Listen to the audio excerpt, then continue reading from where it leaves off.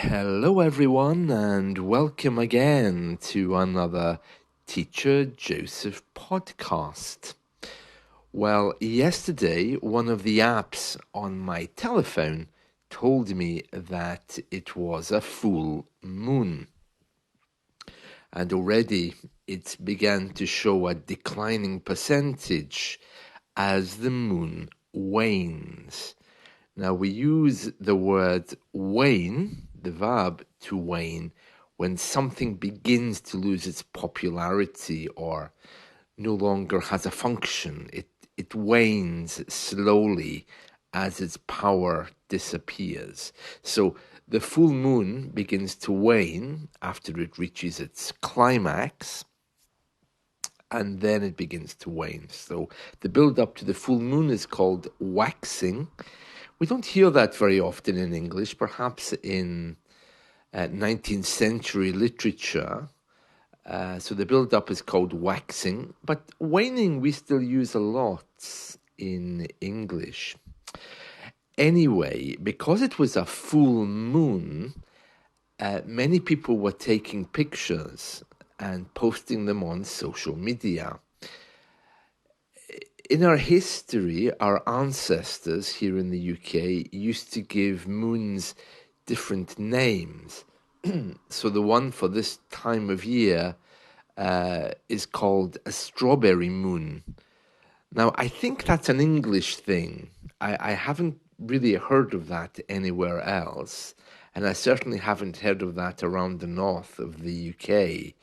So anyway, the strawberry moon, probably because of its colour, which is a little bit reddish, it's called the strawberry moon.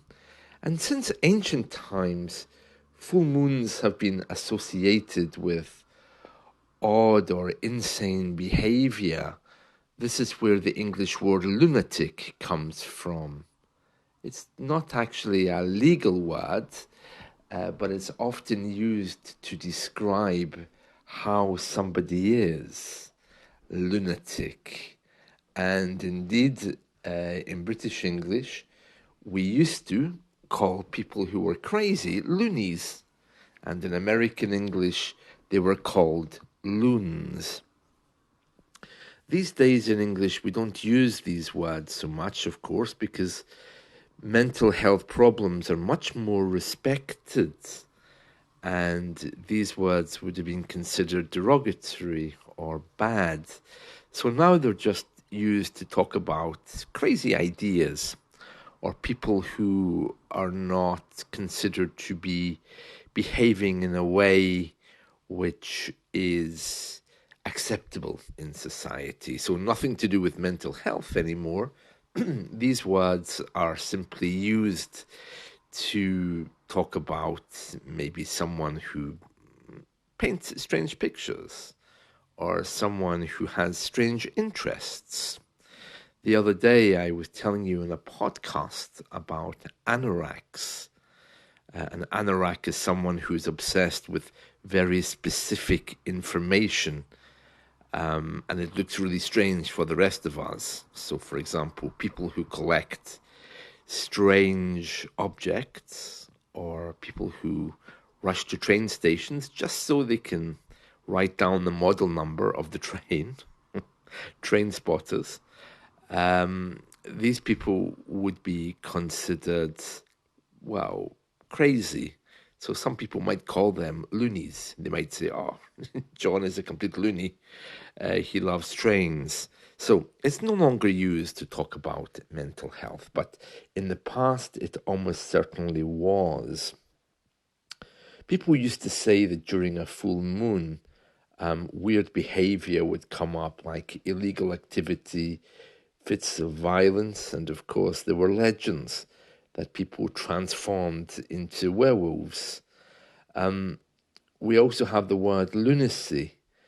And these things actually come from the Roman goddess of the moon, Luna, who was said to ride her silver chariot across the dark sky each night. For thousands of years, doctors and mental health professionals believed in a strong connection between manic behavior and the moon.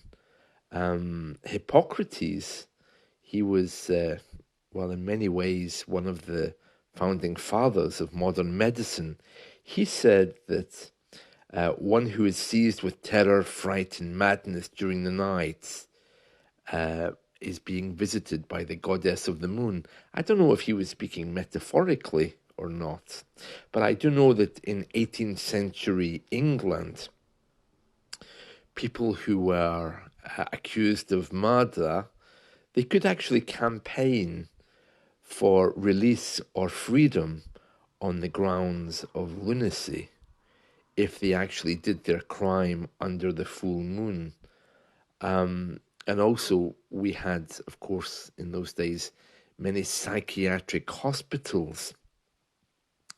And it was considered a great shame if you ended up in a psychiatric hospital. They were known as Bedlam hospitals in the old days. Bedlam being some pronunciation of the word Bethlehem, where Jesus was born, Bedlam. So it just became like a nickname.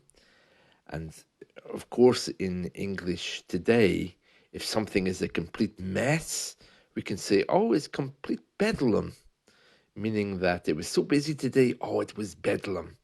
That's another reference to the old days when we considered people who acted in a certain way to be lunatics or mentally ill. Yeah, people in London's Bedlam Hospital were often tied up as a preventative measure during certain phases of the moon. Even today, some people still believe that the full moon has an effect on people, that those people who believe it today tend to be New Age thinkers or people who are pagans, because that theory has been completely discredited by modern medicine. Another English idiom which comes from mental illness is going round the bend. Now, you may have heard this before. When we are in a stressful situation at work or in other places, we often say, oh, I'm going round the bend trying to get this project finished, or I'm going round the bend trying to get SAP to work. Another one might be, my boss's behavior is driving me round the bend. Now, these are all phrases associated with mental illness. Round the bend means making me stressed. But where did that phrase come from? Well, it has a very colourful history. In Victorian times, here in the UK, people who were mentally ill were never spoken about. It was considered a great shame on society. And in some parts of the world, it still is, sadly. But there was a time in our history, a very dark time, when being mentally ill, you couldn't talk about it. It was something dishonorable, something impolite. So they developed a coded language for people to speak about it. Did you hear about John? He went round the bend.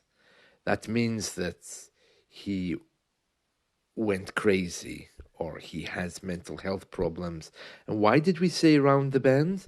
Well, it's because in those days, psychiatric hospitals were placed far away from any city or town. They were put in the countryside where people couldn't access them easily, and also to protect people from coming across crazy people. So they built all these psychiatric hospitals. They were usually really dark-looking places, horrible places, but they were never in a town centre. They were always far away, and you had to quite literally walk or drive in a road which was a country road, so it would have lots of bends in the road. So rather than say John's gone to the psychiatric hospital up on the mountain, they would say he's gone round the bend, meaning the bend in the road, that dangerous road that's always hard to walk or to drive, because country roads are often full of bends. Yeah, so we still use that today. Oh, I'm going round the bend here trying to finish this project. But it no longer means I'm going crazy. It just means I'm a little bit stressed. Interesting, isn't it? How we use these things. Very sad, though, huh? Very dark. I know that in tracing my family history, I discovered that one of my relatives, I think my great great aunt, was in a psychiatric hospital here, and I never knew anything about it. It was something never spoken of. And I'm always very suspicious when I discover a relative that I've never heard of or no one's ever spoken about, especially in my generation, because it means that they either did something socially unacceptable or they had behaviors which other people didn't like. It's very interesting, that code that we live by. Anyway, another thing about the moon, some people think that the moon controls fertility, but there's been lots of discussion about that one. In the 1950s, a Czech doctor, Dr. Eugene Jonas, he stumbled across an ancient Assyrian astrological text stating that women were more fertile during certain phases of the moon. I can understand why people would think that. I mean, it does pull the water into the shore at the beach, so I can see why people would think it would affect water in the body, maybe. According to many theories which exist this day, full moons cause a rise in conceptions, apparently flooding maternity wards with mothers who are in labor. That just means going to have their babies. But there's no evidence for this. And most people think that any lunar effect on conceiving children is imagined. Who knows? Who knows? I think it's important to stay open-minded on that. Of course, many people think that we never really went to the moon. There's all kinds of conspiracy theories about that one. You'd have to be a bit of a loony to believe that, I think. Other ones that I've heard of, that there's a rabbit living up there, that the moon is hollow. Those aren't really legends, though. Those are more kind of conspiracies. But in the old days, I guess they were the same things. Well, those are just some unusual myths, and we can't forget the one about the werewolf, of course. The man who becomes a wolf during the full moon. That's another thing. Many movies have been on TV about that. Do you know, I don't really like werewolves very much. If you asked me what's your favorite mythical creature, I quite enjoy vampires. They're quite nice. Yeah, I like vampires. Only the one played by Frank Langella. Oh, he was definitely the best Dracula from 1979. He was Dracula. he was the kind of die-hard romantic, He used to, sit in front of candles and talk about, oh, the little children, they wait for me. Talking about people he's going to kill. Yeah, I liked Frank Langella's Dracula. I wasn't really keen on the modern versions. There's one with that actor with little round glasses. He looks like a kind of 1970s or 80s hippie vampire. I can't remember the actor that portrayed him. Yeah, he wasn't one of my favorites, but clearly a wonderful actor. I think that was Gary Oldman. Yeah, Gary Oldman was the version of Dracula who used to wear little round glasses, like looking like John Lennon. Funniest thing. But Frank Langella, that was the real die-hard Gothic, and of course, he was looking very Italian as well. You know, using the archetype of seduction. Very nice, very nice. Anyway, we've kind of wandered into talking about vampires, which leads me on to something else. Yeah, headline of the newspapers today, uh, pictures of Christine McGuinness. I don't really know why she's famous. She has apparently she's had a new makeover, a new look, and in my opinion, I just think she looks awful. I mean, I don't think she was the kind of girl you would take home to meet your mother anyway, because she just looks nasty. You know, there's nothing about her that's attractive. And the problem is, you're not allowed to say anything about anybody anymore in public culture.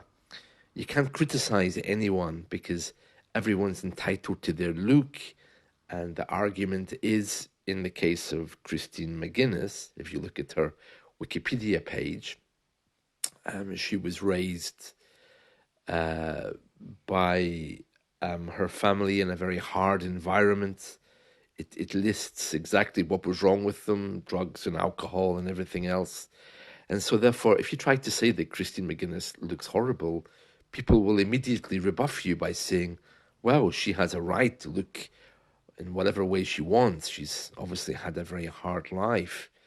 But surely the voice of reason has to tell us that some people, you know, when they try to